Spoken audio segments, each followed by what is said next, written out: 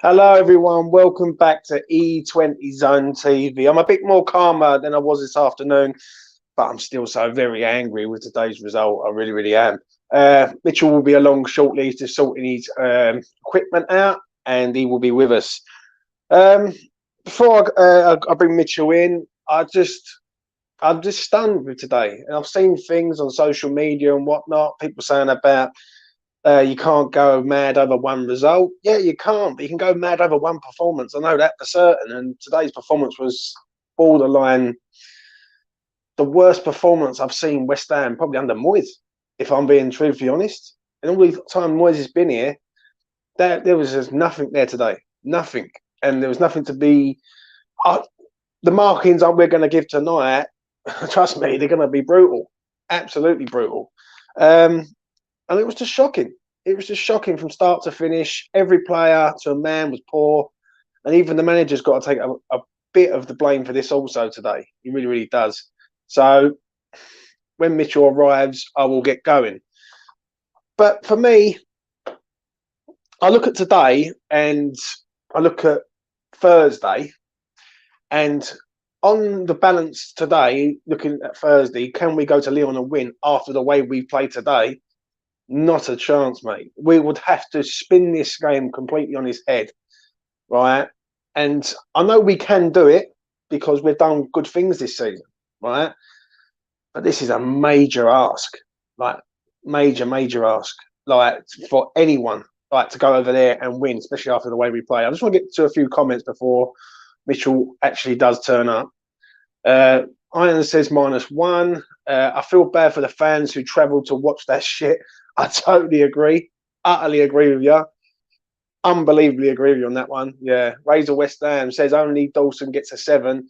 Rest fours. I think fours. I think Razor. I think you're being kind, mate. With fours, mate. People are getting 1s and 2s tonight, mate, and that's no joke from me.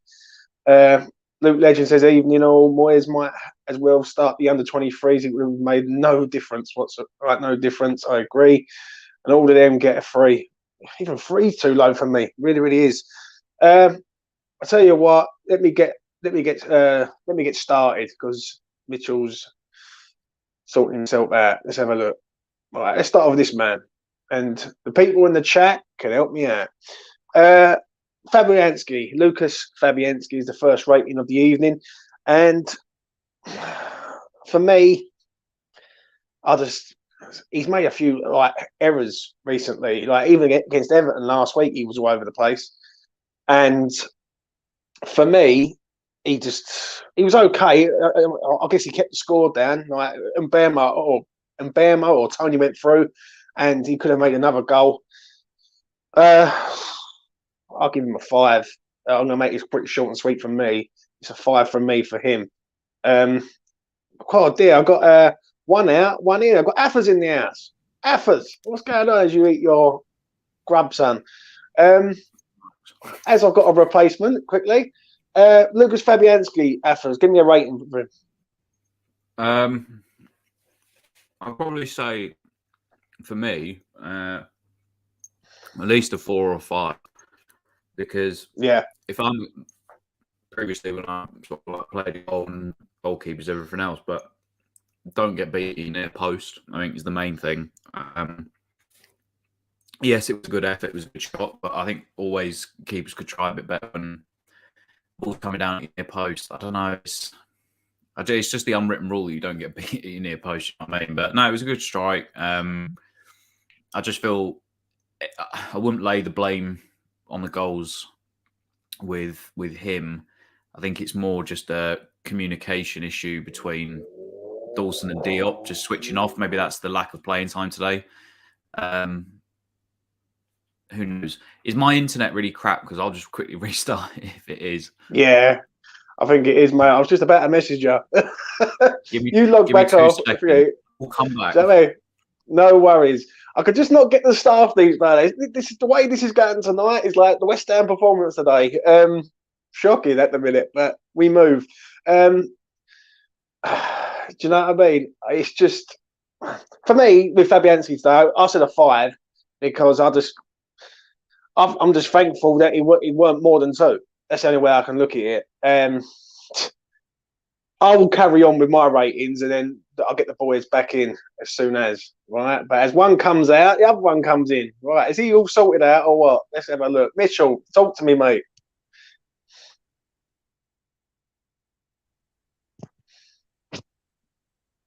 Nah. Right, just do it off. Mate, just do it. No, just do it. yeah, No, my. I don't know what the fuck. It's really winding me up. No worries, mate. Just put the camera on your face and give me these bloody ratings. I can move on with this chat with this show. Mate, Thank you so very sorry. much. It's doing my fucking nuts in. No worries. I just right. reset my phone. So reset your phone, and I don't know what the fuck's going on. My fucking earphones up there. Look. That's how I feel, mate. But I can't smash my phone up. Yeah, that's it. Right, give me a rating for Fabianski, mate. Well, for today. I hope they're not broke, actually. I'll give Fabianski 4 or 5. Kicking.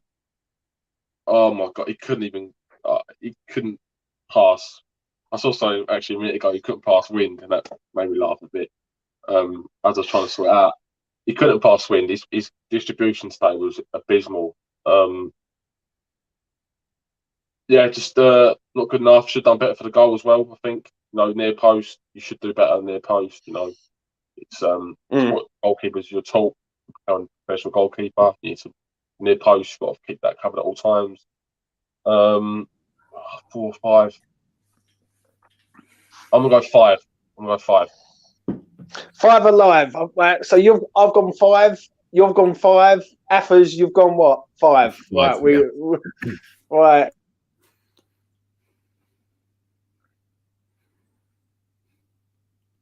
Now, James. Oh, right, wait, I'm back. I thought it was me then. I'm back. I thought it was my, right, I'm back, mate. That's why I said come on.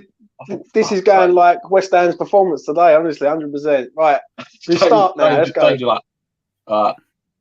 Yeah, I know. Right, moving on to this man, Kafal. Athers, I'll start off with you, and then Mitchell, then work my way back to me. His first start, what do you reckon? Awful. Just looked off the pace again, didn't he? For me, it's a tough game for you to come back into, because I remember saying this week to a few people on American Hammers and stuff, Brentford are always going to play at a higher intensity, especially after Thursday, that we're willing to match and go to. And I just thought he was way off the pace. Just looked a bit like he did before his injury, which was just a bit shit. He's just not reaching the same levels that he did last year. So his attacking threat wasn't there. Defensively, he was shocking. I'd think 4 for me, and that's generous. So, would you give him? Sorry, give him a 4. What are you giving him, Mitch? So many misplaced passes as well. It was ridiculous. I'll give him a 4. He's gone right down the pan to foul. Today was a big chance for him. He's been out of the squad for a while. He's not just come back from injury. He's been come back from injury for a while. He was on the bench last game. No, not good enough, mate. Not good enough. We've got 3 average right backs at the club. I'm sorry to say it. We've got 3 average right backs, and it's worrying because we've got the most right backs probably in the league in terms of players, the quality they're at, but they're all just not quite good enough for me. Johnson's good defensively, but can't go forward. He's just shit going forward. Fredericks is Fredericks. He's actually been probably our best right back recently. And then Sofal, watch him today. Come back to Krake Kofal, as I used to call him. Yeah. I'll give him a 5, Mitch. 4. Yeah. Purely because just sloppy, mate. Just sloppy. Just simple shit. Does nothing. Can't cross a ball. Yeah. Right. I've got to give him a 5, I'm afraid. I'm going to have to disagree with the Fairies on this one. I thought the first half, he played well. I thought he dealt with Rico Henry pretty well, considering Rico is rapid and he was on that side and he kept him quiet. Second half, I agree with the Fairies. He was shocking. But for the first half alone, I'll give him a 5 for that. I think Rico Henry is rapid and fast, and Kafal don't deal with pace. But second half, he just wasn't with it. But I think he's run out of gas, I think, if I'm honest. So 5, 4, and 4. Moving on to the other side of the pitch. this man. What the hell has happened to Aaron Cresswell? Last week, I see him bending a free kick against Everton. This week, he's been sent off, and he's probably had one of the worst games in a West Ham shirt today. Athers, talk to me. Yeah, it's similar to Soufal, except it's probably over 90 minutes. He just could not deal with Mbeumo, couldn't deal with his pace, his physicality, going forward, non-existent. Everybody just looked slow. Nobody looked interested. It just looked just bored, tired. I don't know what it was. I mean, if there's anybody that doesn't have an excuse for not putting in 110%, it would be Cresswell, because he didn't play the full 90 minutes the other day. So just every time I think he's sort of back to Aaron Cresswell and he can smash a free kick in from 30 yards or assists and everything else, he shows you the other side of Aaron Cresswell, which is, Christ, we need a new left back in the summer. So unfortunately, when you're going to come up against those big, powerful, fast left backs again, players like, Mbeumo down the right, or whoever it might be, maybe like a Mahrez or someone else, someone that's got a bit of, pace or something about them, he's going to get found out. And he just has done all season against sort of the better players in that position. So, yeah, for me, again, probably, I think even for Mbeumo's goal, there was just no communication whatsoever and everybody switched off. So, for me, probably a 3. I thought he was shite. Honestly, he was crap. Yeah, I agree, mate. Mitch, take it away. For me, relatively quiet. I'll tell you what I was really pissed off about today. For some reason, he just left his man, Bremo, unmarked a lot. Like, he had no one to mark, and he was just like, if there was a bit of defending to do, like, I don't know, midfield would go forward, or Tony was, in his area, the defenders would go across to defend against Tony, and then Cresswell would just join in like a fucking idiot. And then that would leave Bremo open on the right, which happened so much, especially in the first half.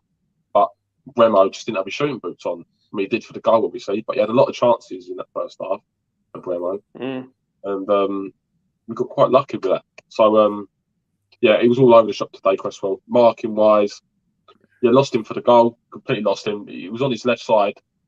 And Bremo was on Cresswell's left side. And all of a sudden, he ended up on his right for on goal. It's your fucking man. You need to sort out. Look, we know what he is. He's very slow. He's, for me, a very average left back. He's got an all right left foot on him, but in this modern day football, there's a lot of intensity. It's very physical, very fast. You need quicker, more athletic fullbacks for me, and that's why I think he does need replacing for next season, because someone like Rico Henry would be so much more suited to us.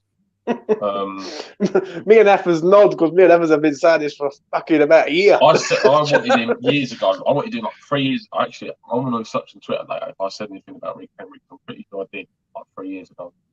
I'll give him a 3. Shit. 3 out of 10. I agree with both of you on this one. I thought he was poor. For me, I don't know what's going on with him, mate. In the space of a week, I'm watching him bending a free kick against Everton, and he's celebrating in front of the Everton fans. Gets sent off on Thursday, really, which was a bad decision, but it's a bad decision from him also. And then today, he just has just an absolute woeful game. Like, really sort of poor and out of position and all over the place. And he's crossing poor, he's passing poor. I'll keep it short. 3. Moving on. This man. Kirk Zuma gets injured, comes off. Give me a quick rating for him, Athers and Mitch. Athers, take it away. I'll give him a 6. He actually looked all right while he was on. Like, he was the only one that actually looked competent in getting rid of the ball. He actually put himself about. So, yeah, just a shame for his injury.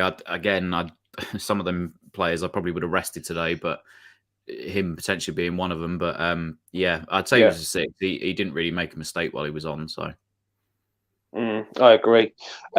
Mitchell, zoom quickly. So thanks, Jordan. Thanks for the comment. Appreciate that. I agree. I think a 6 is bang on. Maybe even a 7. Maybe. I mean, obviously he didn't play the full 90 minutes, so it's that kind of in between bit. I think if he did play the full 90 minutes and he played exactly the way he did when he was on the pitch, he'd probably get a 7. But because of that, I'd have to give him a 6. Didn't do anything wrong. I don't think well. I don't think we'd concede those 2 goals personally. I know we'll get onto Diop shortly, and there's something that Diop keeps doing that just keeps fucking pissing me off every time I see it. I remember shouting out during the game what he was doing, but that awareness, ball watching, that wouldn't happen with Zuma there. He's I agree. 9 times out of 10, he's switched It on. is. It is night and day. It is night and day. So you're saying a 6, Mitch, ain't you? Yeah. Yeah. It's night and day for me with Kirk Zuma. You've got Kirk Zuma, who's a good defender, and you've got other defenders who are not so very good. And it's just the balancing act. I'll give him a 6 for the time he's on the pitch. I thought he'd done everything right. He was solid. Didn't really like a bit clumsy sometimes, maybe in that first sort of moment. But other than that, like out of position a few times. But other than that, he was solid for me. So it's a quick, easy rating for that is a 6 for me. Moving on to this man, Craig Dawson. Athers, what do you think of Dawson today? Just went downhill really after Zuma went off. I thought he started all right. He probably will do because he's got a good partnership with Zuma. But it's like the blind leading the blind as soon as you put Diop in there with him, and he turns back into Watford Craig Dawson, or West Brom Craig Dawson. It's just again I can't give either of them good rating. I thought he was mustard. He was amazing against Leon the other day. But for me, again, I don't know if it was just a Diop issue in there, but there's just no communication between the centre halves. Was he injured? Was he injured, Athers? Well, yeah, and it just rocks his confidence. Yeah, well, I looked at him. I thought he was a bit concussed when he first happened. Like he did look a little bit sort of shaky on his feet. Obviously he was all right to carry on. And again, he was the better of the 2 centre backs, but you still got to communicate between one another. It's it was frightening at times. The gaps between the 2 centre halves it shouldn't happen. But I guess that happens if Diop's not playing many minutes and then he comes in and it just didn't look good. So again, being the better out of the 2, I'd give him a 5, but that's sort of being generous because I'm going to absolutely destroy Diop in a minute. Mitch, take it away. I was thinking about 5 or 6. I just think he could have done slightly better for the first goal. I don't think it was too bad today. I thought it was all right actually. I know he has to play alongside Diop, but I think he could have done slightly better for the first goal. Might need to watch it back. Obviously, I probably won't because that game. I don't know. I'll probably have like a spaz attack watching it. It just makes me feel sick every time I see it. So actually, I won't watch any of the goals back. No. But from what I recollect, I think he could have done better for the first goal. So I'll probably give him a 5. 5 for me. 5 out of 10 for you. I'm going to give him a 6. I thought he was, apart from the second goal, I think the first goal's not his fault. I think it's Diop ball watching, like as Athers says, and I agree with what Athers is saying. I think Cresswell's out of position. I think Dawson tries to get there for the first goal, but he just doesn't get there in time. I think the second goal, Dawson is ball watching, but I tell you what, if we would have had like 2 Diops at the back, we'd have been massively all right, conceding 5 and 6. I'll give him a 6 out of 10. I think he was he was decent today. Like he was okay, like just okay for me. God, dear, actually, you know what? I'm gonna give him a 6. I just remembered about the tackle he'd done on Tony. That was quite a good challenge. That goal. I'll give him a 6. I must have. I'll say that 5 or 6. I'll give him just a 6. Right, is it? Right.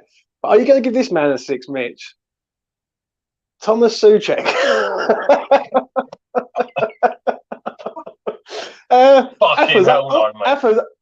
Athers, I'm going to leave you till last on this one, mate. Mitch, take it away. Thomas Souček, tell me your thoughts. Mr. Potato Salad. I put poison in his salad in the week training. Mate, he's so average. Actually, not even average. He's not even a good footballer. I'm sorry. He's just not a very good footballer. He's right in the air. Maybe get stuck in a little bit. But he runs up and down the pitch, though. He covers the kilometres. Rich, give me a rating before you... for me. Give me a rating before I get barred from fucking YouTube. 4. You give him a 4 out of 10, mate. Oh dear. What would you give him less or more? I don't know. I'm thinking about it. I was thinking about 3. I was thinking about. I think maybe not. he did only have a one shot on target. You got to give him that. Yeah, but he could have done better. You could argue he could have done better then. Yeah, I'm going to agree with you. I thought about right. I think he was poor, getting overrun in midfield. A couple of times he missed, like he didn't judge edges in the box. Yeah, he just wasn't with it today. Down that right side, when he tries linking up, it's a fucking mess. When he links up with Kofal, they're like 2 crackers. Yeah, trying to play. I don't know, trying to pass each other gear. It's like they 2 crackers. What they're doing down that right side. It's like 2 crackers trying to score some drugs, mate. And 100%. I know what you mean, but Athers, talk to me, mate. Souček today. He's just a fucking idiot. I'm fed up with watching him this season. He's just doing my head in. I just don't get what's happened to him. He's, I mean, to be fair, Mitch has been banging on about this, I guess, since the start of the season. So this is not his first time saying it, but yeah, he looks awful at the moment. There's misplaced passes. Again, talk about gaps between the centre halves. The gaps between him and Rice at times are just alarming. The amount of times that the ball just gets split between the two of them, and usually 9 times out of 10 it's Souček that's out of position. Just no effort going forward, no end product like he had last season. I don't know what has happened to him, but he's just not the same sort of player that we saw last year. At least last year, if he had a bad game, he kind of chipped in with the odd goal. Was we con last year though, Athers, with him? I don't think we were. I still think he's a good player. I mean, you don't become captain of your country. Play as many games he has done. You score as many goals you played in the Champions League. I don't think he's a bad player. I don't think he's as bad as what we're currently seeing. But right now, he looks like Championship standard. I don't. I've got to be honest. You're right. I don't know what's happened to him, but he's undroppable really, because we can't exactly go into games against like Leon, with Mark Noble at centre mid. I know probably Mitch would rather. Can you? Because that's been the discussion after the game today. Yeah, and then it goes back to sort of why Alex Crowell's not been given a chance. But yeah,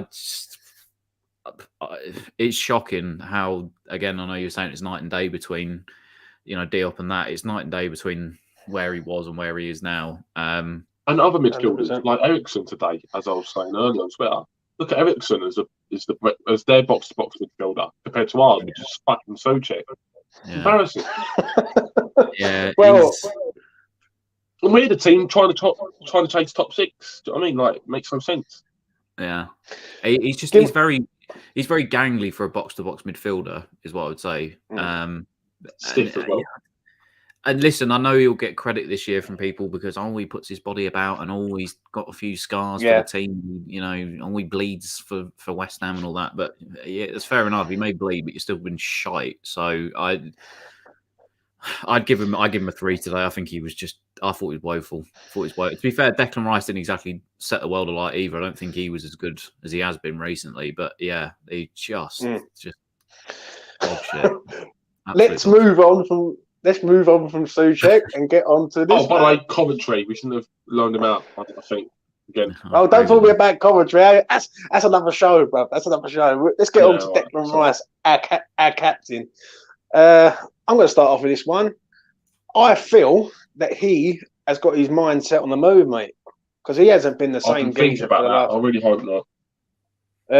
Because the last 4 weeks he just hasn't been at it at all, and today, and I'm going to say this on this show for the first time, is going to be the lowest rating that he's ever gotten on E20 ever. I thought he was poor in passing. He was out of position. He was clumsy on the ball. His awareness was all over the gaff. And I am going to give him a standard 5. It's a 5 for me, right? And that's being kind. Some of the balls he was playing were poor. And he looked knackered. He just looked out of everything, really. And that's my quick rating for him. Athers, take it away. Yeah, again... there's only one thing that really pisses me off with Rice, and that is when it's almost like when someone does something wrong, and I know he's the captain, and I know, you can be frustrated in that, but I don't understand.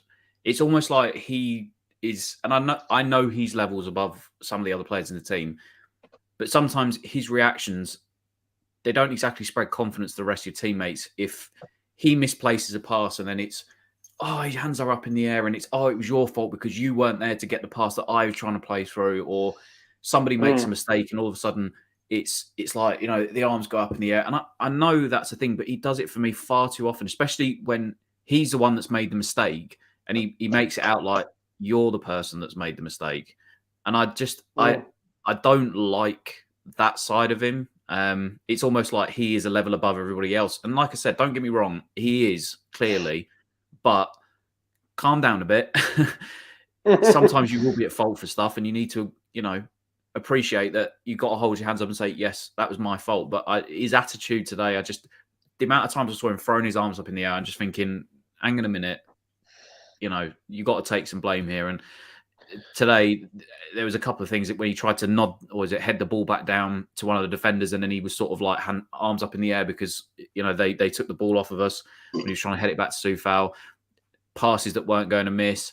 Yes, he cleared and mopped up defensively, and yes, he tried to break through the lines a couple of times, but those diags that we usually see that he can ping sort of 30, 40-yard balls across the pitch, they weren't there. So, yeah, he just, for me, worst performance, I think, for him for the season. I think, I give him a 5, but that's only because at least there was some Declan Rice with like picking up loose balls and trying to get stuck in and stuff. But yeah, he's when the team's playing bad and when we start conceding goals, I think his attitude is shocking. Yeah. Do you know what? I've got before I come to Mitchell on that one. I didn't see that today. It'd be interesting. I might have to go back and watch that.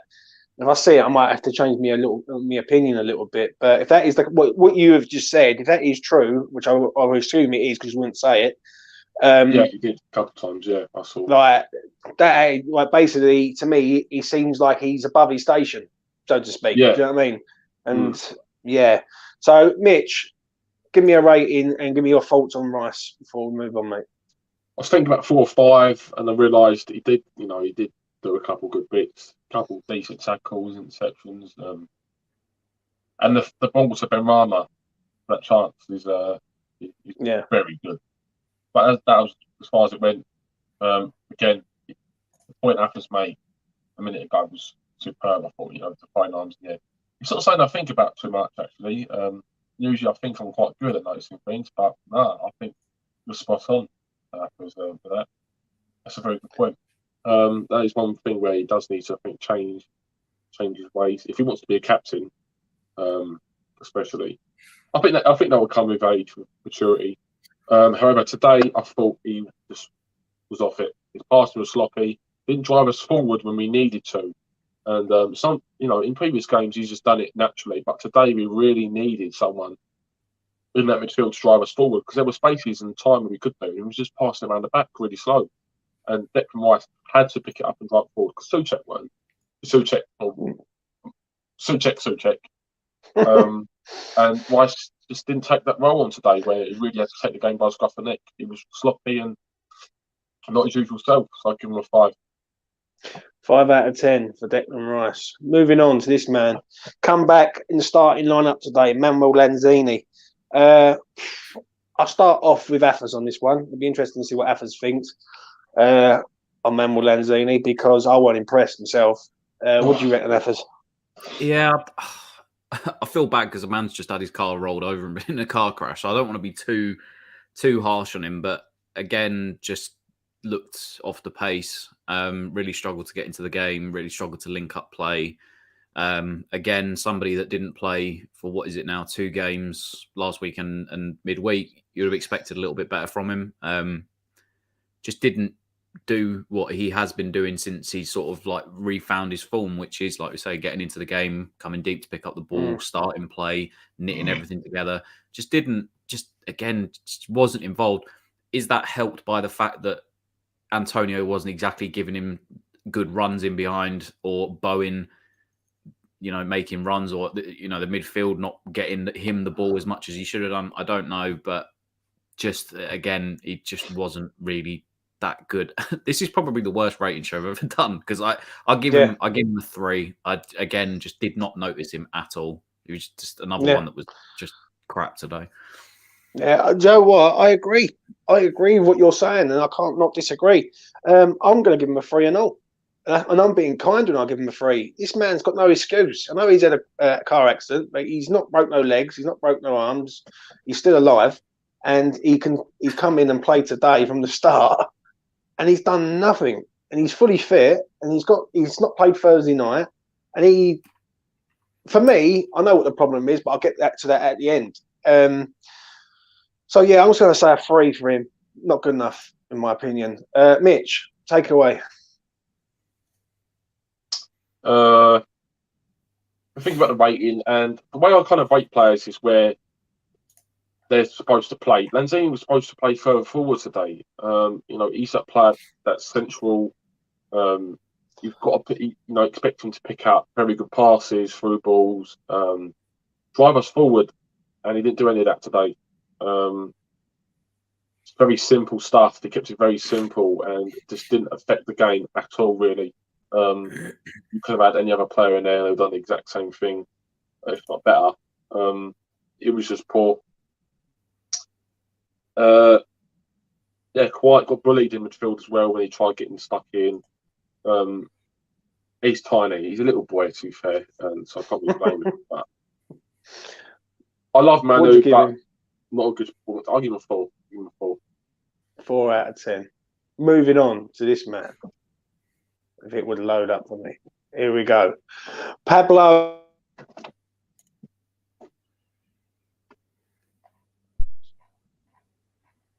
Pablo Fornals, gents.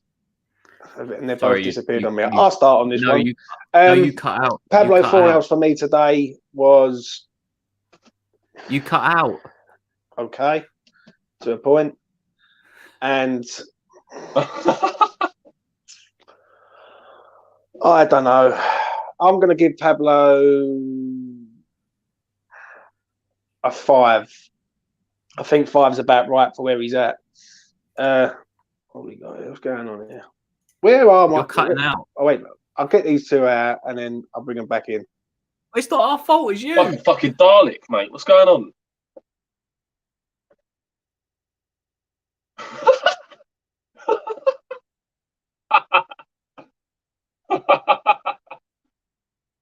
Oh, another one enters in a row. Blimey, I'm back again. Well, I don't know what's going on. It was me. It's my internet playing up. Fucking hell. Right, Pablo Fornals, right? I'm going to get this stream done tonight. You just came on the screen twice then. What the fuck? I know, mate. I'll tell you what. It's like, saying, what's going on? Mate, I got a twin. I got 2 people in the guest room that I don't even know about. Anyway, give me a rating for Pablo Fornals, Athers. Similar to Lanzini again, just exactly like Lanzini. He's there to knit the play together. He's there to, come short, collect the ball, make the passes, make 40, 50-yard diagonal switches. Help out on defense. Just didn't do any of that, and again was just shocking. I love Fornals. I love all he brings to the team. I think he's a really good player. I think he can be very consistent, but my God, he goes missing. So again, was that just the team? Was that an off day for Fornals? Was it Antonio? Was it Lanzini? I don't know. But again, if I'm giving Lanzini a 3, I've got to give Fornals a 3. He's definitely a 3 as well. What about you, Mitch? Sorry, I'll give him a. I don't know.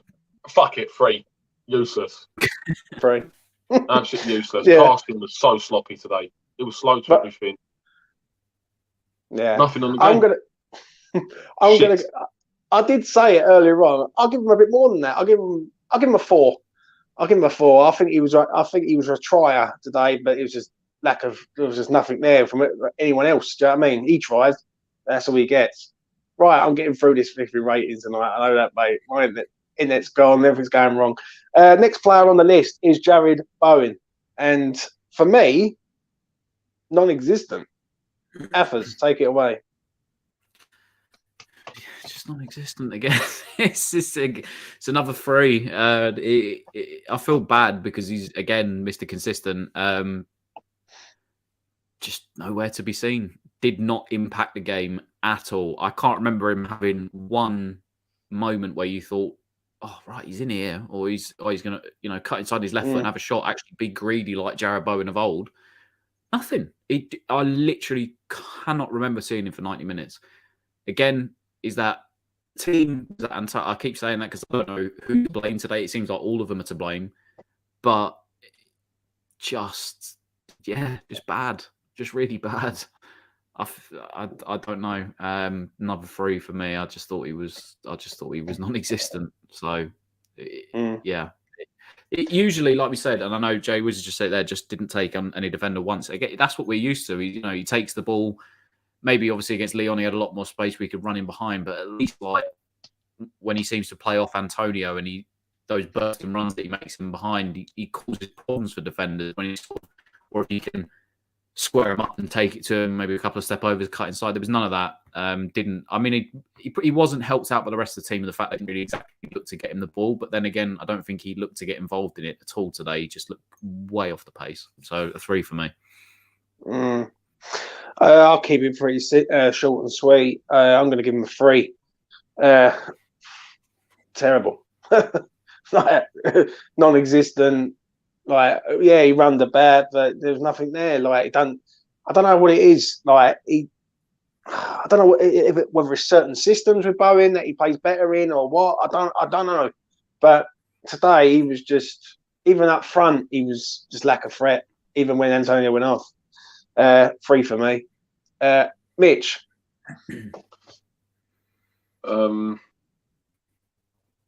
Yeah, what you said about lack of threat. Bang on the money. Just probably our quietest player, I'd say. Just kept everything far too simple. You're an attacker. You're supposed to, it's in the name. You're there to attack. You're there to, create assists, do things, drive the team forward, score goals. And he didn't do any of that today, and didn't look like doing any of that. I didn't even have to track back as much today because they played like a strange system. Where Rico Henry was the one using the left side more. So Soufal was just covering Henry. So I thought Bowen, could have done a lot better in terms of asking for the ball, making better runs. He was just non-existent. And for me, he needs to do a lot better. And hopefully he does on Thursday. And I'm pretty sure he will. 3 or 4.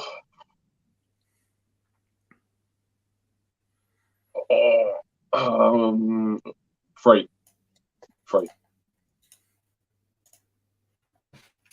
He's gone again.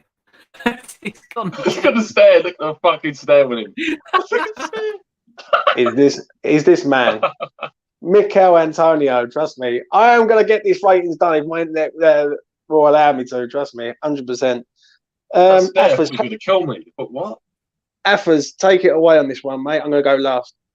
Okay. Before that, I'll give you some good news. Both Anthony Lopez, Leon keeper, and Hassel Mawar have both come off injured today. So there you go. That means we're going to get beat 2-0 on Thursday now.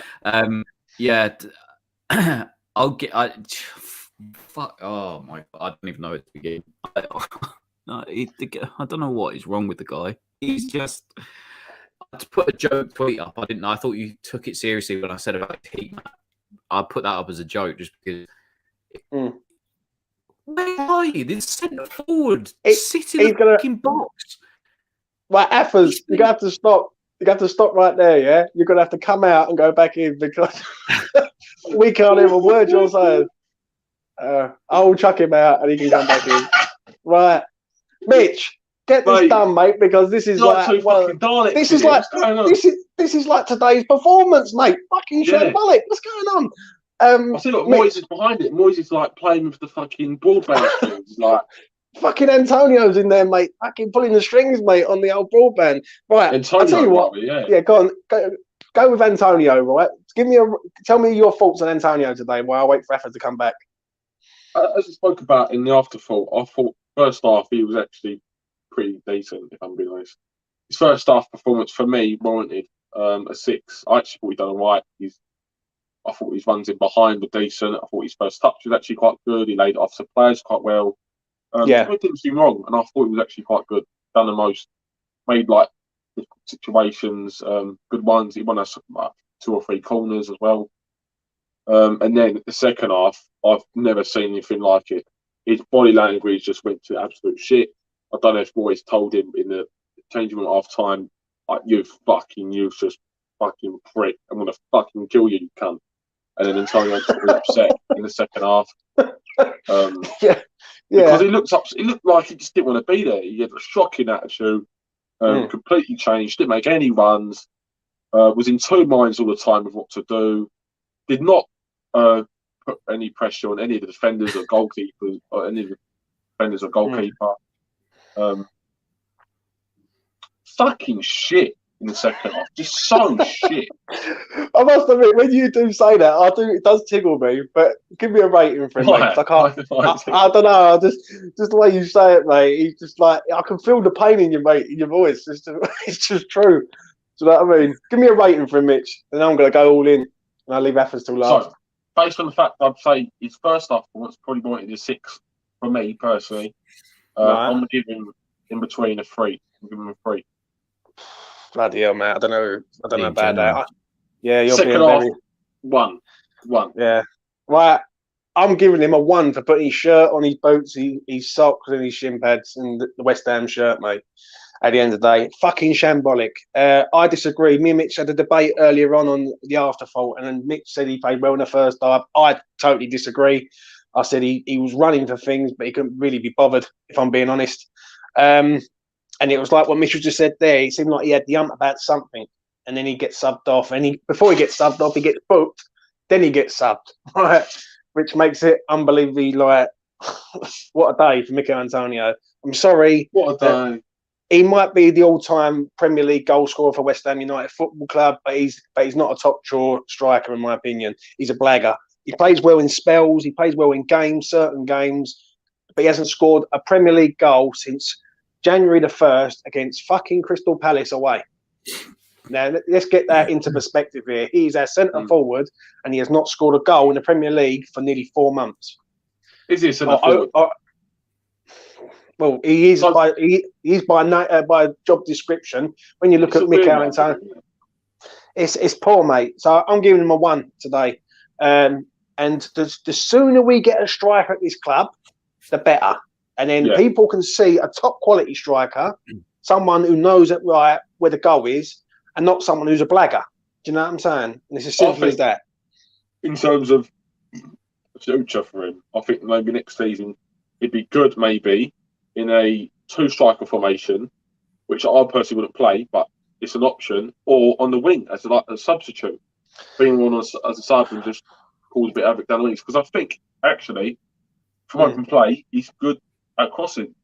And, he's done this season where he's put some really good balls in the box actually when he has gone to the wing, compared to other players such as Ben Rama. Actually, no player can really cross. Well, I'm giving him a 1. I'm going to leave this one to Athers. Go on, Athers, take it away. I'll give you some more good news. Did you hear what I said before about I caught that before you started turning into what was that? Ndombele's just gone off injured as well. Has he? Yeah, Alwar. I know goalkeeper went off injured, didn't he? He'd all gone off. Happy day. So again, game today, like lobbing fucking beans at them. So we're going to lose 1-0 today. 1-0 on Thursday now, not 2-0.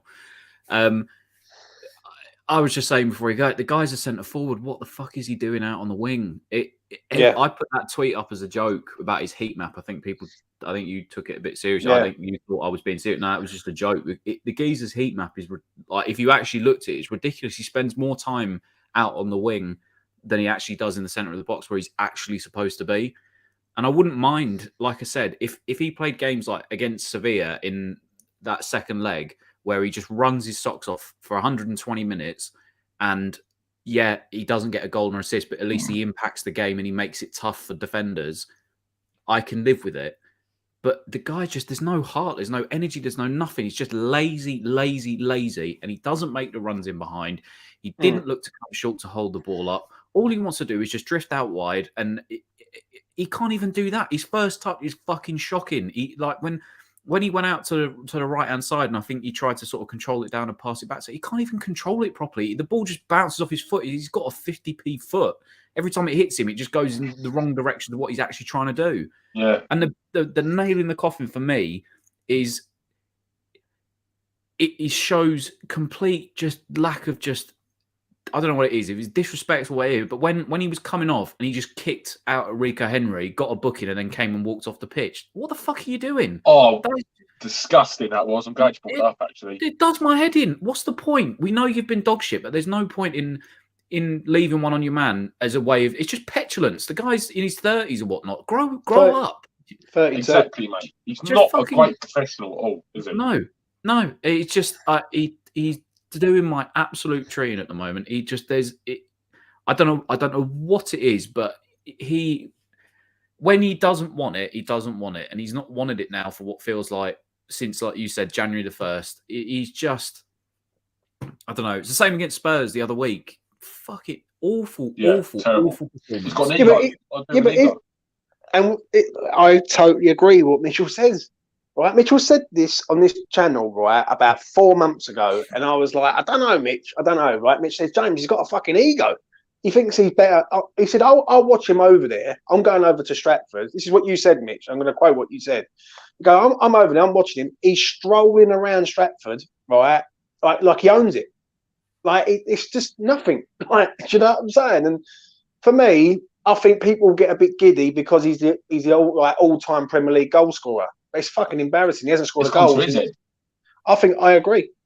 I agree totally. And whatever he's smoking has gone to Eastside Blues Head with saying Moyes needs sacking now as well. Stay away from the comments. You know what I mean? Stay away from the comments. Listen, my final thought with Antonio is this, yeah? Is that give him a rating. Give him a rating, Athers. Give him. I'll give him a 1 because I'm saving the 0 for a specific twat today who deserves it. But last thing I say on him is he's just. I know a number 9 is not his natural position, but just. Athers, said, you're being paid £100 a week, mate. Like you've been given a number 9 shirt. Yeah, but can I ask you something there, Athers? I know you just said something there. Yeah, I've got to ask you this. Everyone says this. It's not his natural position, but this is where he plays now. This is that's what I'm saying. He wanted that. He wanted that pressure by taking the number 9 shirt. He wanted it, and fair play. Start of the season, absolute world beater. Looked incredible. Deserved every praise that he got. But then, like he's done in previous seasons, it's like he either gets too tired or he just gets bored, and he just doesn't impact the game at all. And we can't have that, especially for what we're trying to chase. Again, and I'm not saying Moyes needs to be sacked, but Moyes needs to just realise that once in a blue moon, you shouldn't play him because he will end up just not costing you the game, but you'll never progress with someone like that. At least show some initiative and show that you actually want to be there. The amount of times I look at him and he just looks like he just cannot be fucking bothered. You're on $100,000 a week, mate. You're the number 9 at West Ham, which is a pretty prestigious position, which some pretty good players have played in the past. Yeah. I'll give him a 1. So the thing is, before I move on, I totally agree with everything you said. He has got a privileged position. He's on a lot of money at West Ham. He's not on a building site Monday to Friday, working his nuts off. Right? That's one thing I will say. Another thing I will say is, I think when people look at him as the all-time Premier League goal scorer, they've got to understand that Dean Ashton in 2006, and when Dean Ashton come, would have pissed all over Antonio. Right? Other players have been there. Do you know what I mean? The only reason why Antonio's the all-time leading goal scorer because he's been at the club for a long time. Exactly. And he's nicked 8 to 9 goals a season. Do you know what that makes me? I'm not saying you guys specifically, but that sentence makes me laugh. All-time top goal scorer. When you say that, you expect somebody that's got like 150 goals and he's done absolutely unbelievably. Our top goal scorer has just over 50 goals in the Premier League. Even if the guy's not a striker, but he wanted that position, that's not good enough anyway. But let's not sit here and pretend like all-time Premier League goal scorer. It's taken him 8 years to get there. It don't take a lot of work in that, mate. 8 years, 8 goals, or 7 goals a season. Natovic would have made it, if he. You know what I mean? So it is what it is. But we I think move Lucas on. Perez could have fucking made it. I know, mate. Moving on to this man. And I think I know. And racism accusation as well on Twitter today about him.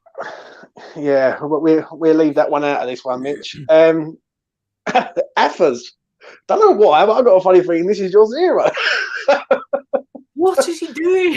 What is he doing? I honestly, right? The second half specifically. Yeah. All the defenders are defending in a line. Everything looks good.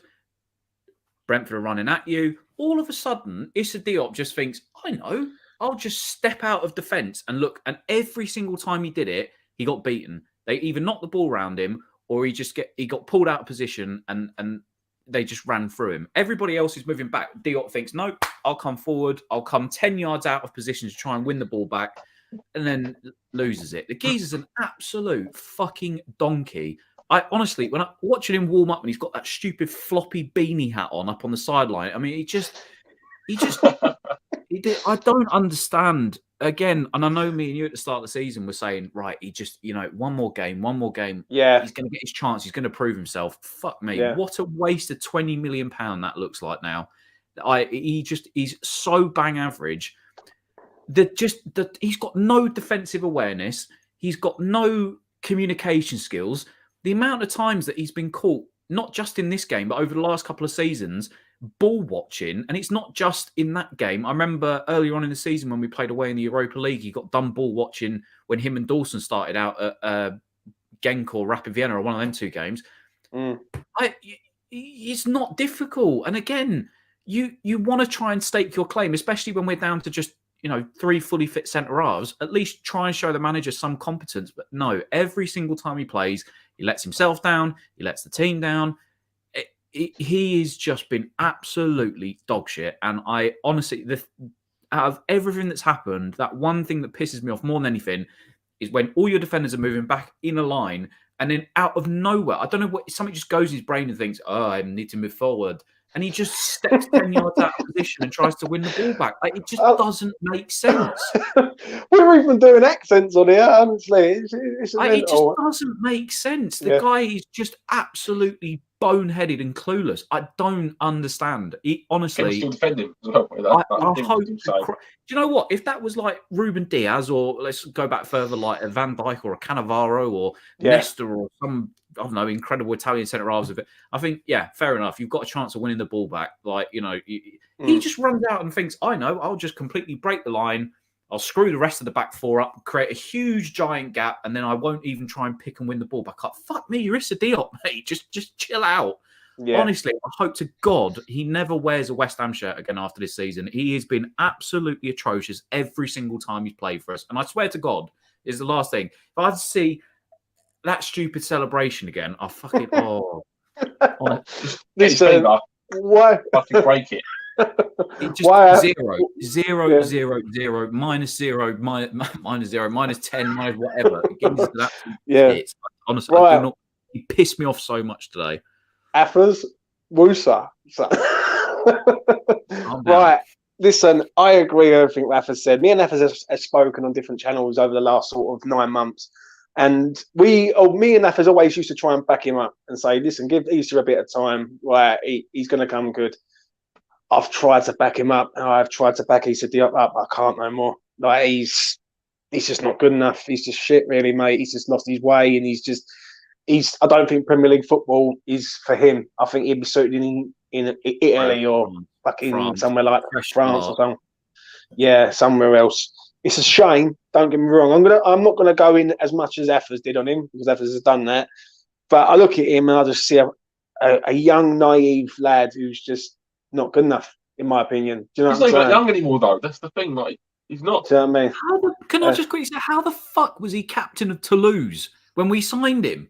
What about that is captain material? Yeah, he's just not good enough, is he? Let's be honest. Am I going to give him a 0? I'll give him a 1. He wore the West Ham shirt, and I've got to give him that. Like, when anyone wears a West Ham shirt on this channel, they get a 1 for me at the start of any rating. You know what I mean? Even if they play absolutely shite. So, yeah, I'll give him a 1.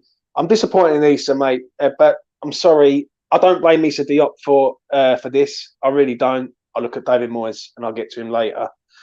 Mitchell, Issa Diop. And we all know that you are not a fan, so be as calm as you can be. But By the way, if he actually did do that celebration again afterwards, I would go to the game, get a machete, cut his fingers off, and have him with my filling dish in the morning.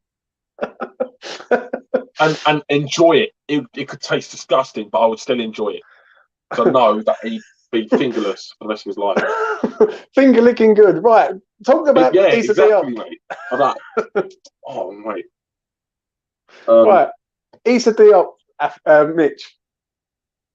Well, look, I was crucified, ridiculed, harassed 2 years ago for saying that we should cash in on Diop for 60 million if Spurs was interested. I got ridiculed saying you can't be saying to a rival. He's still young. He's got years ahead of him. I said he's a liability, and whether he does or not is 50-50. If we could have got 50 million back then, fucking hell. Yeah, I was abused for that. But anyway, nonetheless, this season he's been nothing short of an absolute disaster. Did a couple good appearances in the 25 he's made in all competitions. Yeah, he's not even like a 19-year-old or 18-year-old centre half anymore. He's 24, whatever, 25. Used to be showing, progression. He's not. He's gone backwards. It's not like he's 24, 25, and like barely played. He's been here at the club for 3 or 4 years now. He's had time to develop. He's been alongside great centre halves like Zuma and Bonner to learn off of, and he fucking ain't. Shocking today, absolutely shocking. 2 goals, completely lapsed in concentration. Really poor. I didn't actually think he was too bad in terms of winning the ball back at times. I'm gonna give him a 2. Wow, 2 out of 10. Moving on to this man, Saeed Benrahma. I'll go first in this one because everyone knows I like Benny. I thought when he come on, he was a trier. He was a trier. He wasn't vintage. He wasn't good, really, but he was a trier. He tried his best to make things happen. But I don't know. He should have started today. He really, really should have done. He's not at it either. Really, I'm going to be honest. He wasn't at it today, but he had a shot at the end, which at least he was trying to do something. Do you know what I'm saying? He's a trier, Benny. I'll give him a 4. I'll give him a 4 for the time he was on the pitch. There was just nothing there from him, really. But I can't fault his effort. He was trying to make something happen. So, yeah, I'll give him a 4. Athers, take it away. I'd have started him. I think it would have been... I think you'd have seen a good version of him today just because it's against Brentford. In pre-season, he scored against them, didn't he? And I think he would have been up to play against them today just to prove a point, really, himself. I do like him when he comes on because at least, like you said, at times, like Fornals can be very passive. He does try to, bring the play together. And you do need players like that in your team. But him and Bowen, when they're working on either side, at least there's some semblance of trying to cut inside, do something different, take a shot from 25 yards, try and, make the keeper into a mistake or, at least he's got something about him when others don't. And you do need that in the team. And again, I thought at least he tried to do that when he came on. But the problem for me is in recent weeks, especially the last couple of weeks, I just think his final product has just not been good. I think the one that did it for me was when the ball cannoned off the player and it could have gone out for a corner, but he chose to keep it in, and then he tried to Megs the right back and then lost the ball. And it's little things like that. I think sometimes he can just get he just tried to be too skillful almost. But you do need that. And again, I thought you could see the difference between when he was actually on the pitch and when he wasn't, is that at least he tried to take it to their fullbacks. But again, it's just end product, as has been the last couple of weeks, has just not been there for him. But again, least you could see the difference when he actually came on, because he actually tried to take the game to Brentford, which everybody else wasn't doing. So I give him a 4 today, maybe a 5. Yes, he made a couple of mistakes, but again, he stood out only because he actually tried to do what the other players weren't doing, which was actually try to fucking score a goal. So yeah, I'd give him a 4 or 5 today. Mitchell. He did try when he came on. However, I thought he was very, very shit. He should have done so much better, I think, with... Hello, can you hear me? I can hear you loud and clear, Sorry, Mitch. mate. Carry on. It's my phone, sorry. Yeah, just really shit. He should have done a lot better with the opportunity that Rice presented him with that excellent ball from Rice. What I see is he was in a great position there. If he was a bit quicker, that would have been a massive chance. Or if he was a bit more decisive, then that would have been a bigger chance. But he just seemed to slow up when he got through on goal, and he just kind of took on his left, and he was really slow, and then that gave time for, I think, was it Pinnett, get across and make the tackle. He did have a go. And that's all I can ever ask for. However, when every single time he did have a go, it all ended up being shit. You've got to kind of consider that as well. So for me, I'm going to 4. Give him a 4 out of 10. Moving on to this man, Nikola Vlasic. Athers, me and you've discussed this geezer, right? Me and you've had many disagreements with this geezer. He comes on today, and did he do anything really, in your opinion? I still feel bad for him because he's literally had no game time. It just, yes. I still don't see it. I mean, he's not played the last 3 games. He's not played. At the same time as Ben Rama had on the pitch today. Obviously, no, he didn't. He didn't. A bit less. To be fair. But Ben Rama still tried doing loads of things. Yeah, but again, he was put. How many times he actually played on the right hand side? Like, I don't think that's the first time he's actually played out on the right for us. Like, he's still not being played in his natural position. Yes, don't get me wrong. Didn't really do anything when he came on. Didn't impact the game. But I don't understand. For me, would have been a perfect player to start today. I would have lined up with Vlasic, Benrahma, maybe Bowen up top, and maybe Lanzini on or something. Just to change it up. I agree. Because the thing is, yes, he's not played the last few weeks, but all the highlights we see of him, he clearly has gelled well with the team. He loves the team. His celebrations, especially in the last few games, like he's one of the first ones out there, him and Noble, especially in the Europa League and stuff like. Clearly, he feels a bit more at home with that, but he's just not given that game time that some of the other players have. And yes, he's not exactly setting the world alight when he comes on, but I still think there's a player in there. I just feel like he's been given the short end of the stick by David Moyes, and he's not really had that chance.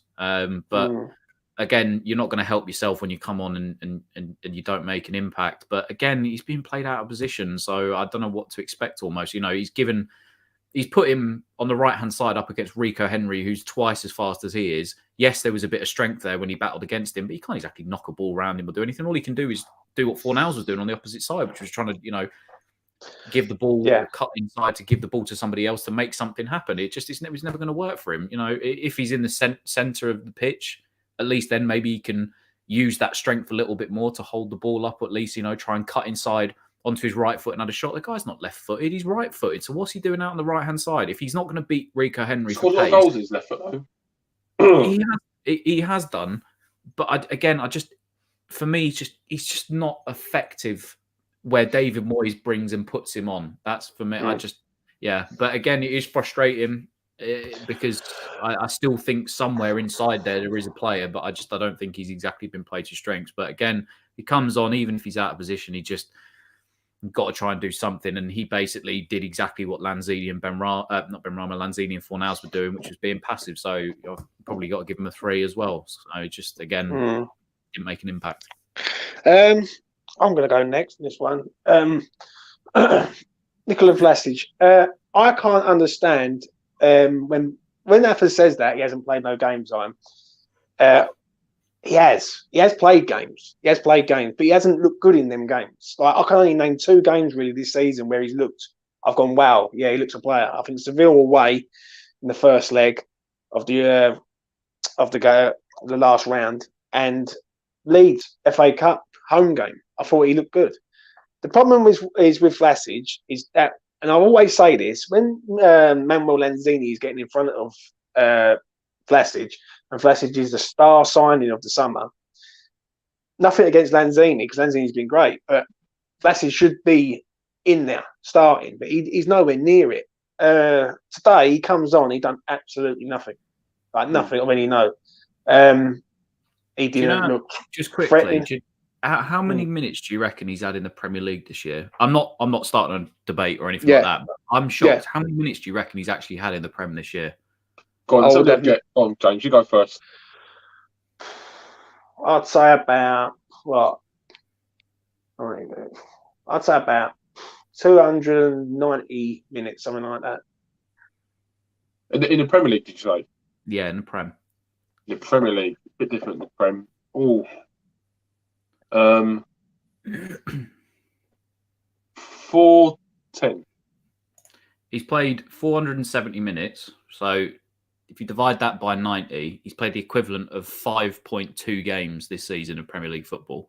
Yes, he's had stuff in the other competitions, but for that amount, and I agree, for that amount of money, he should be playing way more than what. But does he deserve? I'll give my rating on Vlasic quickly before we have this discussion. Quickly, I'll give him a 3. Lackluster, just nothing there. But let me ask you this, Athers, and I'll get to Mitchell last on this. Do you think he deserves to start? Has there ever been a time, apart from today, where I do believe that he should have just come in and played? I don't think we need to go full strength against Brentford, when we know we've got a game coming up on Thursday, especially after the game we've just had. But has he looked like has he deserved to start games this season and hold his position in the team? No. Even when Benny was at AFCON? No. But at the same token, there should have been games where, even if you don't think personally that he deserved to start, Antonio should have been just left on the bench, and someone like him or Benrahma, or like when Benrahma was at AFCON, or even Bowen going up top, just something. I think there's games where players have not performed time and time again, and he should have been given them sort of minutes to try and impress. And I think, yes, there is time where, unfortunately, most of the time when he's come off the bench, and I was just looking there, it's literally spells of he plays 3 games in a row, and he doesn't play for 4 games, but the games he does play, he gets 1 minute, 20 minutes, 30 minutes, 2 minutes, 7 minutes, doesn't play for a straight. It's very difficult to get into a rhythm when you're doing that. And I think the only difference is last year when we spoke about Benrahma, at least when he was coming on, he was making an impact. I think that's the difference, is that when Benrahma came on, he looks to make that difference. He looks to take the risk. He looks to cut inside. And Vlasic just isn't doing that. He's another one that's been too passive when he comes on. So, but this is down to David Moyes, in my opinion, and his rotation of a squad. I mean, small squad, fair enough. A lot of managers like to operate that. But unfortunately, that was the downfall of Marcelo Bielsa, is the fact that he wanted a small squad. And as soon as the injuries came, he fell off the rails. And the same thing can happen to David Moyes if he doesn't learn to rotate his squad.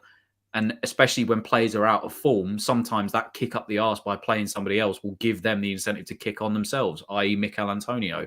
So I just think it's partly, yes, it's down to Vlasic, but I think for me, it's like 70-30, 30 being Moyes, that, sometimes you just need to give a player an inch, or give him a bit of more of a leash than what you're giving him. Same could be said for Alex Crowe. I mean, fuck me, it's, the geezer's had 2 minutes of Premier League football. Thing is, though, Athers, right before I'm going to ask you this, and then I'm going to move on to Mitchell for his rating. Is my opinion on Vlasic is, I just don't think he's going to cut it. I've seen enough of him. I've looked at him. I just think, there's just nothing there. He holds the ball up well, but he's just not fast. He can't beat a man, really. And do you know what happened?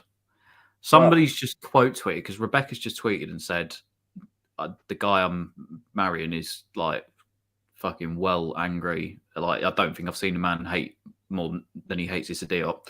Someone's just quote tweeted me where I said in 2018, I can't quite believe Issa Diop is still only 21. It's difficult to see both him and Declan Rice being at West Ham in 12 months' time. They're both going right to the top. The best youngsters we've seen at this club in such a long time. Delete. Never happened. It's not just that. In 2018, I think most of us were saying, he's going to be a very good centre half, because when he was playing, when you're a good centre half at the age of 21, starting every game for us and looking good, I hate that. I hate when people go back to it like that. The thing is, right, I just want to say this quickly, and then I'll. At least I was right about Declan Rice. He's got one out of two. But Athers, when will your opinion change on Vlasic? Would it be next season? Will you look at him next season and go, if he ain't cutting it? If I see him actually sort of play more than 20 minutes, or if he actually starts a number of games, if for instance, if Lanzini, like the rumours with him potentially going back to Argentina, or with Yarmolenko going, etc., if we sell some players, he steps into that role, then I'll sort of do it. But I just, again, I'm not blind. I know when he's come on, he's not made the impact, but I just think there is something there to blame with Moyes. And again, like today, when you've got somebody, and even as Joe Wood said, it could even be the likes of like bringing an Okaflex or one of the youngsters on. It will be so night and day between what you see from Antonio and what you see somebody that's got a bit of hunger that wants to go, right, I want to do that. I mean, he's still getting into the Croatia squad as well, which, is especially with how some of the Croatians are playing at the moment, Perisic, etc. So, just, I don't know. The whole day's been a bit shit, and now I've been outed on Twitter, so yeah. Mitchell. Well, so it's, What a night. Mitchell, give me your rating and thoughts of Vlasic, please, mate. Simple 1-3. Didn't affect the game at all. He did ask for the ball to his foot, to be fair, but he'd done absolutely nothing with it. Kept it too simple. You're an attacker, you need to do things, you drive up the defences. Completely useless. Done absolutely nothing. Didn't even really track back. Completely nothing. 3. Because he didn't do anything wrong or really bad, which is why I can't give him lower than that. I'll give him a 3. The thing with Vlasic is, first of all, nothing less than 15 million, and he can go in the summer. We need better players at this club. If we want to be top 10 every single year, he's not a starter, and he did find a bit of form. There's no possible way I could see him becoming a very good player. And that's what we need. And what's the point of keeping him for squad depth if we could get, say, 15 million on him in the summer, when we could spend that 15 million on maybe a exciting young player in another league, which could be a bit of a risk, but it's what risks. I think with that though, what worries me is that if we see how many players we've said today are absolute dog shit, and how many players that we're actually going to have to get rid of, it's like, Jesus, he's going to have to almost stay around for at least another year, because otherwise we're left with literally no one. If we just got rid of him, Yarmolenko and Masuaku, that's only 3, and I think that's most of the deadwood, really. And then you can build on that, and that'll be, that'll probably give you 20 million for 3. And Diop, don't forget Diop. Diop, yeah. Sorry, okay. So let's say you get 10 million for Diop, and then 20 million. That's 30 million for the 4 of them. You can even get 10p for him at the moment. He's that bad. Sorry, carry on. I need to calm down. I think because he's French. I'm not sound silly, but because he's French, it does get a little bit of. He's changing nations to Morocco. Says it all. He will be, yeah. That's not a good thing. That's not a good thing.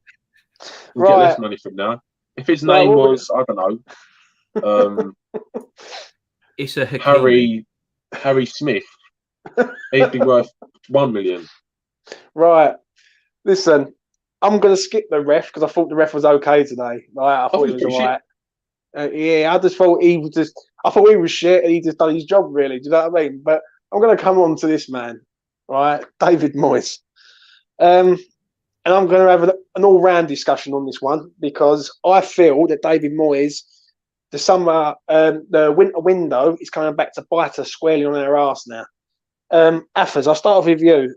Give me your thoughts on today, and basically, is this window, the winter window, that me and you discussed coming back.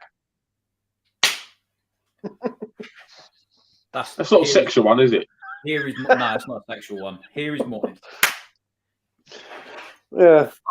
Oh, I'm so annoyed after today. I've never sworn so much. I always listen, university educated. I always like to try and put my point out without swearing. But fuck me, today I'm just so angry.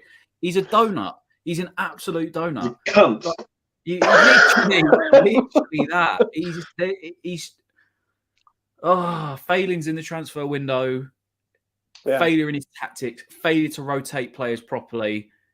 It's just when he cocks up, he royally cocks up. He really goes to town with it. And today is another example. Again, he said in his press conference afterwards, "Oh, well, I felt like the team was very flat today." No shit. They just played 90 minutes against a very good Lyon team that with 10 men have just bopped the ball about past you for 90 minutes. Of course they're going to be fucking knackered, you idiot. That's why you rotate players. Oh, wait a minute. The players that you could rotate in, you don't trust because, oh, look, you didn't sign anybody in fucking January. It's the same problems with David Moyes. I don't want him sacked because he's got us in an incredible position and what he's done with this in the last couple of years. But sometimes he needs to take a long, hard look in his bastard Scottish mirror and look at himself and realise you are at fault. And it's just simple things. It's avoidable things. And he gets the basic things wrong so many times for me. And again, brilliant manager, probably the best manager we've had in the last 10 years. But just wake up and smell just something, you know. It's just you know what he could do? Kufal could have slide him a bit of his packet that he's on. He's just not so much the dithering David Everton, but I just think it's just some basic errors. Yeah, just stubborn basic errors that he could fix. And again, like today, perfect opportunity to rest some players, give some rotation a chance. Because, you know, again, it's difficult. Yes, Lyon may not be the best Lyon team that they've been since 2010 or whenever it is, or the sort of early 2000s and that. But again, with 10 men, we had to defend for pretty much 35, 40 minutes of that second half. No wonder the players were knackered. Rotate. And you didn't. Yeah. So, for me, gets a 1 today because he was a bit of an idiot. It's just a bit of a deck. I'm going to have to agree with everything what Athers says there. Yeah. For me, he's just one stubborn bastard. You can't keep playing the same team over and over and over again and expect us to keep winning games and competing. Right? There's no two ways about it. Today, he could have turned up there and he could have rotated it massively. He could have put Flassage in there from the start, Benny from the start. He could have gone a different way. Yeah. And if we would have lost the game, then we would have said it's down to the changes. Today, we started with our full strength team. Yeah. And we got outclassed, outdone, and just completely fucking ruined. Right. When I look at David Moyes, I look at the January window. And I won't go all in on him until the end of the season. Yeah. And if the end of the season comes and we end up finishing 8th, right, and we don't get no European football, I'm sorry, but he's at fault because he's allowed this to carry on, right, with players. We've got no left back other than Cresswell. We've got one striker who runs around and walks around and smiles at everyone and does fucking FIFA videos, and Mikel Antonio. And we've got players there who just don't want to know. Do you know what I mean? Issa Diop, not good enough, right? Ryan Fredericks, I know he's had 2 good games, but he's not good enough. He shouldn't be our right back at West Ham. Do you know what I'm saying? So for me today, I'm going to give him a 2. I won't give him a 1. I'll give him a 2. It's poor. It's embarrassing. And Thursday night is a big game for him also, because if this goes wrong on Thursday, he has got a lot of answers to answer. Do you know as well? Quickly add before Mitchell jumps in, and I said before the Spurs game, I thought, this is the worst time to play a team like Spurs because they will just show us up after a really tough game against Sevilla. I said it again before Brentford. It's a really, really, really bad time to play a team that are very aggressive attacking, play a very high tempo of football. They're going to show us up because we're not willing to match that intensity. Once again, on Thursday, whether or not we beat Lyon and go through, we're playing a Burnley side that, yes, I know they lost today, but they're going to, again, they've got something to fight for. they will be up for it. And it is a really bad time to play a Burnley. And the way that we're going at the minute, regardless of the Lyon result, we've already proved that we cannot play Thursday, Sunday in the latter stages of the season. And if whatever the result is on Thursday, if he will go out and he will play pretty much, I guarantee, the exact same team against Burnley. And it wouldn't surprise me if we got turned over by him. That's that's how I feel about, him. And this is where does it come to now? Is it we go out there, not throw it on Thursday, but if we lose, we lose. So what? Let's focus more on the Premier League. Or do we really try and go all out and win this and get European football that way? But the thing is, even if we get past these, I can't see us beating Barcelona or the way they're playing and the way we are on current form. If they get past Frankfurt, it's just not going to happen. Like I said, this is just, again, the worst time to play Burnley because, again, as Jay Woods has said there, it will be absolutely horrible. It will be tough. And if we put in another performance like we did today, they could easily walk away and nick it. It would not shock me. It would not shock me. Mitchell, give me your thoughts. Moyes needs to be sacked now. Moyes being sacked was bad enough, but Moyes being sacked now, I mean, fucking hell, that is silly. Anyway, Moyes today, simply not good enough. Starting lineup needed a bit more rotation. I thought it was actually a strong lineup. I was quite happy with it, to be honest. But the changes need to come in the second half straight away. I wouldn't have waited till 5-10 minutes or whatever it was for Benrahma. I would have taken Souček off, put Lanzini a bit deeper, and play Benrahma on top because we're getting out running midfield, like getting out class. There's no one trying to bring it forward. Souček was completely useless, and he still remained on the pitch for the whole game. Souček, it's just not on for me. He just doesn't deserve it. Souček, in the way he's playing. And Moyes is just a really stubborn prick, as you both said already. The youth. How many times I say about the youth? The youth, mate. You've got a decent asset there, and he's not used it at all this season. Longelo could have made. Honestly, how many times? I don't think Cresswell was fucking good enough, especially defensively, and he could have been used. Longelo could have been used in cup games earlier on in the season and test him out alongside experienced defenders to see how he would cope. And then maybe if he was playing really well, Cresswell could have been dropped this game and then played this game, or then played against Lyon or whatever and test it out. Same goes for Okaflex.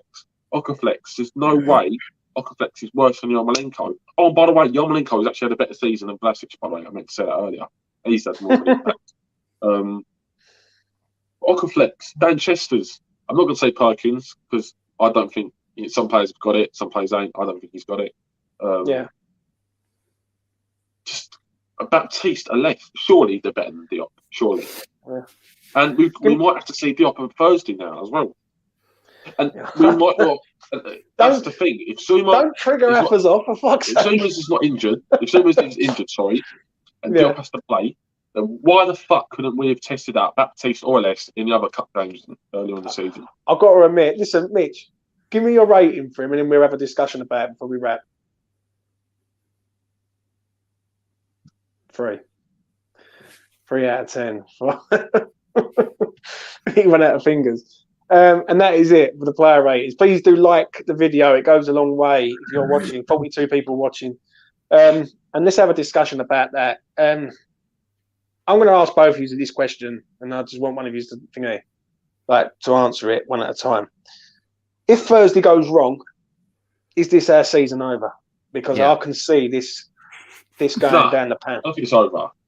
Because if we still qualify for Europa League, it's still been a very good season, I think, in terms of... If, Mitch, you just said the word there. If. Exactly. So it's not over, but it doesn't mean it's over then, does it, if we lose? No. It would be a massive blow in terms of, how we beat Sevilla and how we've overcome it. But what's more important here, though, Mitch? The semi-final of the Europa League or making sure that we get Europe next season? Europa League, 100%. Because it seems like to me that a lot of the fan base go, it's all on Thursday, but we don't. It is a quarter final. No, but you say that. But I think winning cups is so much more important than qualifying for competitions. For me personally, Yeah.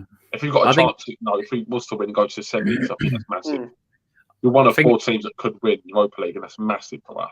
I think Yeah. it comes down to what do you want? Do you want Declan Rice for one more season, or do you want to go all out, try and win now, and potentially end up losing, and then losing out in European football and losing your best players? Yeah. For me, is how I see it. I mean, for me, it would be a failure if we obviously. I've said when we did our video before about opinions and stuff, and I said we won't finish higher than 8th. I still, our running is favourable. We've got a couple of tough games, I guess, against Burnley, City, and Chelsea. There are other games, winnable games in there. In Norwich. I can't remember the other ones that we've got, but there's a couple of winnable. Yeah, we've got Brighton with them. I will reel off. I'll tell you what, you just remind me. I'll reel off the games that we've got left. We've got Burnley next. Then we've got Chelsea. Then we've got Arsenal at the end of April, beginning of May. Right. And then we've got Norwich, who will probably be down by then. Yeah. It's the one stay. The second away game from the last away game, sorry. Norwich. Then we've got Manchester City at home in Mark Noble's final game. And then we've got Brighton, who we've never beaten in the Premier League. Do you know what I mean? So, for me, it's like, I actually think it's all or nothing on the Europa League now. I think he's put us in a corner. I think if we win today, we can relax. We can relax and go, bang, we've got a win today. We've got some points, so we've got a little buffer. Now, I think it's all on the Europa League now for me. I really do. I'm not.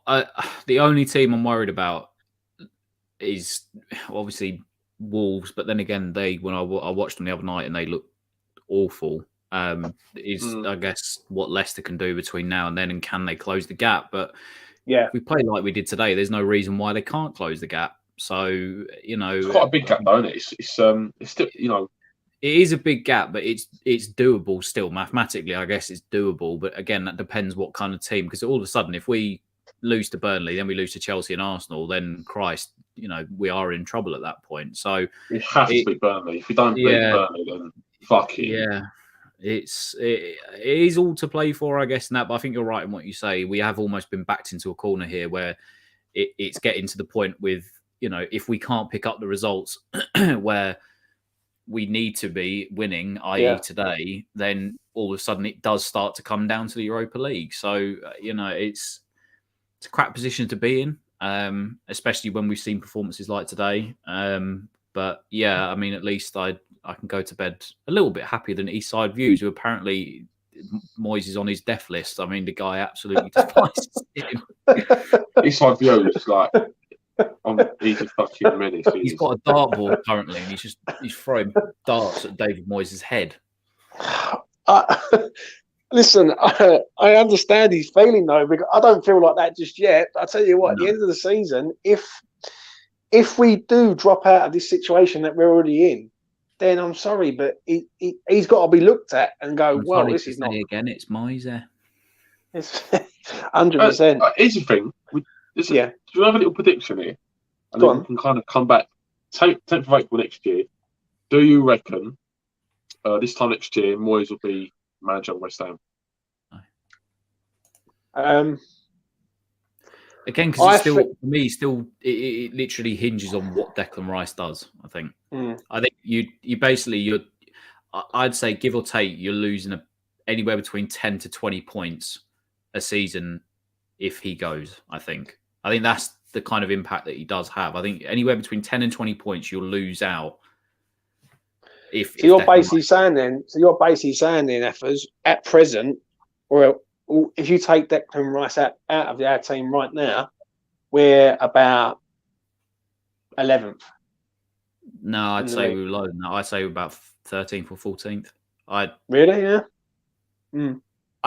Listen, again, he didn't have a great game today, but when he does play, especially when he's at it and he's looking to drive forward and bring the team together, then I think he has an incredible impact on the game. But there's been the amount of times that he has saved our bacon with sort of like switched on heads up play, last ditch tackles, that kind of stuff. Yes, Zuma's been incredible, but God, imagine fucking Souček and Noble playing together in the middle for a whole season. Christ, we just, no doubt would be that bad, you know? Yeah, I agree, mate. Listen, it's an hard one with Moyes. I'm going to answer your question, Mitch, yeah?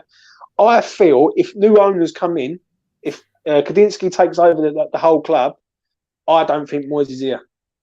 I really don't. And I've always said that. I think Rice is the final piece of the jigsaw for the GSB. I've always said that. I said Declan Rice will be sold for a large amount of money. They will use Declan Rice's money to rebuild West Ham. And when GSB come to sell, they haven't got to put no more money into the club. Has Moyes had a good season? Yeah, he's had a good season. Could it have been better? Absolutely, it could have been better. We shouldn't. It should have been better. It should have been. It should have been better. And the way I feel now on today's game, and I'm going to ask you two questions before we wrap. I feel today's game's put him in a corner now to say, come Thursday night, if we don't get the right result in France, then it really puts Moyes under in a predicament, like, because if he's fighting to stay in that top 7. Do you know what I mean? Because if we win today, we go 5 points clear, I believe, of Wolves. It's a nice little comfort, right? Or even if we draw the game, it's still a nice point. All I say is he won't be sacked, because the cheaper option for the board is to stick with Moyes until he gets really bad. The cheaper option for them is to stick with Moyes, so he won't be sacked. And again, I'm not calling for him to be sacked. I think we have to be, as fans, realistic that there's a certain level that David Moyes will take you before you need serious investment and go beyond that. And I don't think that should happen overnight. I don't think that can be solved by just throwing money at people. Again, it will be interesting to see how Newcastle deal with it, because I think if you do try and throw money at it too early, it will go tits up. And I think you have to build on that foundation. But I said this a few months ago. I said his time at West Ham will be judged between the knockout phases of the Europa League and the end of the season. His whole time, I believe, at West Ham will be judged on that this season. Can he at least prove that he can keep us in the race for Europe and he can get us back into Europe? And then I think we can sort of find our level. Then I think right now we've shown a bit of consistency. We can carry on with that. And we're happy to do that, I think, for that. If we're competing on all fronts in the cups and we have a good run in Europe every year, I can take that for 3 to 4 years if David Moyes was in charge. But then there is a level that you've got to go to. So again, it's I don't want to go all gung ho and say at the end of the season, he needs to be gone, because you can't build success by doing that. You know, it has to be sustained, and there has to be a foundation. I think he's got to have the biggest transfer window in West Ham's history, though. In the summer, he does. I honestly, if I was the board and you were really serious, and you know, Krasinski, whoever else, I don't know how much his Russian stakes and stuff. I don't know if he's actually with all that sort of stuff, because there was talk of him potentially having some stakes in Russian stuff or whatever. If that's not the case, I would at least expect 150 million, and I would say to David Moyes, you know, go and get what you need. And knowing Moyes, he probably would spend that wisely. He would probably look to get bang for his buck over that player. But I'd say 150 million is what you need to revamp that squad where it can compete on all the different fronts, Thursday to Sunday, and in the Premier League, and you have the ability to rotate good players in for good players out. And if you don't do that, then again, next season, when different teams come back stronger, Newcastle will have more money to spend. You know, Leicester will always be up there. Wolves will always be up there. Villa. You will get found out in the long run. So, I agree. I agree with you, mate, 100%. Right, I'm going to ask you two questions before we wrap. The first question is, Athers, after today's performance, where do you see West Ham finishing? Hang on, let me just bring the table up. I just need to quickly actually assess where we are on the table. 6th, 51 points. Man United have got a game in hand. Man United are dog shit, by the way. Leicester actually have got 3 games in hand over us. How many points are they on Leicester? 40. So what are we on now? 51. 51, yeah. So they could come up. I think that's all right. I think we're good. Yeah, but 2 of them games are against Everton. You know what I mean? So I'm going to say I still think the league will find a way to get Man United in the top 6. I think if we finish 7th, I think 7th is I think we will finish 7th. Mm. And if Liverpool or City win the Champions League and then the title and the FA Cup between them, I think doesn't that drop a Europa League place down? I think so. Yeah. Yeah. I think so. Yeah. Eastside views. Fuck it. 12 to 14. This bloke, Right, if he's, I don't know if he's going to wind up. That would mean Aston Villa would have to pick up 15 points to even catch us if we were to get to there. Southampton are on 36, for fuck's sake. It's not happening. Right. It would be anywhere between 9th and 6th. Yeah. Please smash a like on the video. We always bring you good content when the internet ain't bad and people are in the chat are having a massive debate. My second question to you boys, you both said 7th. I'm going to say 7th and all. I believe that we have to get 7th for it to be a good season and keep that nice here at least. And my final question is this. Athers, what happens Thursday night, mate? I like how I've turned Athers. Do you want my honest answer or do you want my claret and blue tinted goggles? I want you to be. I'll tell you what. I like honesty. Yeah. So just be as truthful as you can be. Do you think we can get out of there with a win? Or no? What? Nah. No. I know Rebecca's been telling me to be more optimistic, and I know a few people, my dad's been saying to be a bit more optimistic. I think they roll us. I really do. There's nothing over the last 3 games that showed me that we're going to be competitive out there. Fair enough. That's me being pessimistic, but yeah.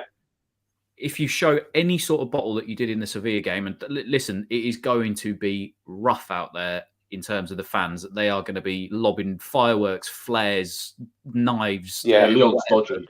They are wrong uns. I mean, French people are pussies at the best of times, but I think they're quite notoriously bad. So I think actually it's probably going to be quite bad for our fans out there. I think there's going to be quite a bit of trouble. But the only way I see us getting through is if we take into maybe extra time or penalties. But I don't even see that happening. If those injuries are to be believed and Aouar and Ndombele Lopez are out, maybe there's something there. But again, if Ndombele or Aouar doesn't start, they've got Kakare to come back, who's a fantastic defensive midfielder.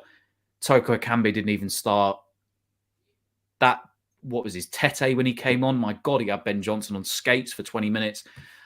I can see it easily being 3-0. I genuinely, if Antonio drops one of them performances again, 3-0 easily.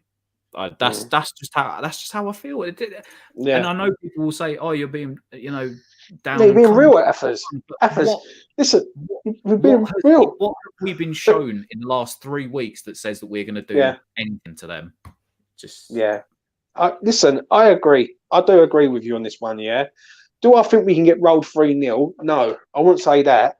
But I do think it's going to be mega tough out there, right? And after what I've seen today, I'm fucking worried, mate. I think we could get rolled out there, but surely there's got to be a reaction after today's game. There has to be. There's no choice about it. They can't go out and play like that again. Mitchell, what do you think Thursday? I think 1-0 to Leon. That's what I think. I think we're quite good. A lot of it rests on Zuma being fit. Even if he was but I think if Zuma ain't fit and it's Diop and Dawson, then I think 2 or 3-0. I think it'll be. I'm not confident at all, and I think if you want to look for entertainment, besides West Ham fans, if you're out there listening to this, then just go on West Ham Twitter late in the evening because it will be an absolute meltdown. Yeah. I think as well, their manager will be licking his lips at what he saw in the last 40 or 30 minutes because, I think most people knew that his style of football, he loves his fullbacks to bomb on. But I think he will have taken, and I say that right back that they had, he actually looked really useful. I can't remember his name. It was the Gusto, I think it was, maybe Brazilian fullback or whatever. Him and Tete combined on that right hand side. He will be licking his lips at that because obviously if Cresswell's out injured, oh my God, if he starts Masuaku, we're going to probably get done 10-0. But if Johnson has his work cut out for him because he was appalling when he came on against them the other night, he didn't know what to do. That Tete's feet were way too quick for him. So you're going to have to be patient. You're going to have to be, realise they are going to have a lot of the ball. They're going to look to pass it around in front of our back four. And if you can just stay in the game, that's all you need to do. There will be that 1 or 2 chances where you'll get to break. And I don't think we obviously did it effectively the other night because obviously not having Cresswell there. But if you can be effective on the counter-attack and Antonio actually decides to wake up, and that's another thing, you can't just wake up for the European games. You've got to be there. This is why the top players are great, because they play consistently Saturday, Tuesday, Saturday, Wednesday, Sunday, Thursday. They do it time and time again. You cannot go missing in the Prem games. And well, the best way of describing that, is today, Manchester City versus Liverpool. Look at that game today. If you watch that game today, the quality was in abundance. Yeah. And you wouldn't have thought that either teams had played midweek, and they played pretty much the same teams that they played, and they're playing against better opposition today than they were.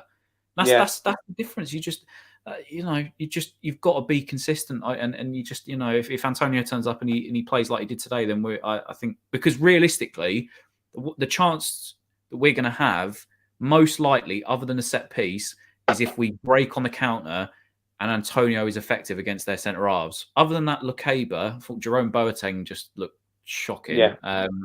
That's the only chance you're going to get. So, but if you're Antonio and you were saving your legs today to put in a performance against Leon, and then he drops another performance like that, I never want to see him up front for us again. That's how much he's done my head in the last few months. I totally agree. I need a fucking beer now and some food. Yeah. Do you know what? I totally agree with COVID. Now I've come away stressed out and pissed off. Thanks, James. Sorry, brother. Sorry, man.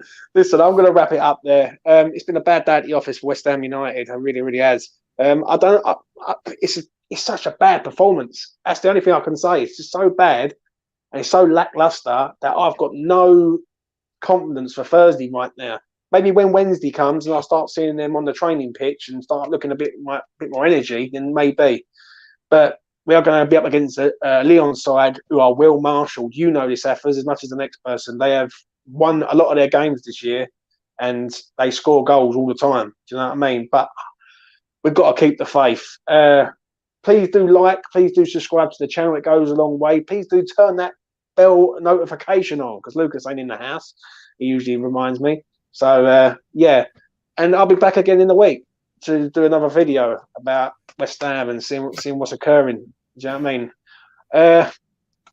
You got to keep the faith. That's all I'm going to say. And hopefully, come Thursday night, we're in the semi-final of the Europa League. But if we ain't, and it doesn't go the way we go, then I'm sorry, but you have to look at other people in the ranks. Anyway, take care of yourselves.